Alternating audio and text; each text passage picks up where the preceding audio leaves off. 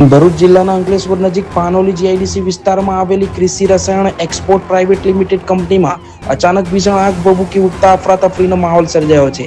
આગ એટલી વિકરાળ બની ગઈ કે અગ્નિજ્વાળા અને ધુમાડા ગોટે ગોટા દૂર સુધી નજરે પડ્યા. ઘટનાની જાણ થતાં જ અંકલેશ્વર અને પાનોલી વિસ્તારના 5 થી વધુ ફાયર ફાઇટર તાત્કાલિક સ્થળ પર દોડી આવ્યા. આગ પર કાબુ મેળવવા માટે સતત પ્રયાસો ચાલી રહ્યા છે. આ ઘટનાને પગલે સમગ્ર ઔદ્યોગિક વિસ્તારમાં ચકચાર મચી ગઈ છે. જ્યારે આગ લાગવાના કારણો હજુ સ્પષ્ટ થયા નથી.